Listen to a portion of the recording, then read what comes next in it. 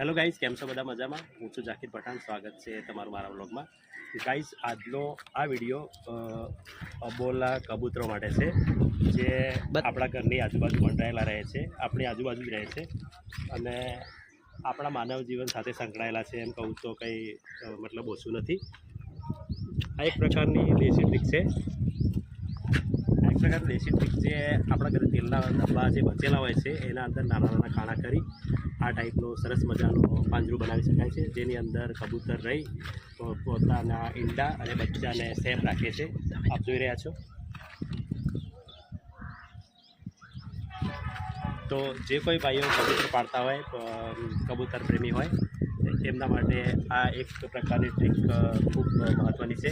તો ગાઈઝ, જે કોઈ ભાઈઓ કબૂતર પાળે એ આ ટાઈપના પાંજરા બનાવી એમની સેફટી જાળવી રાખજો, કારણ કે એ જંગલી જાનવર બિલાડી કે કૂતરાથી બચી શકાય છે.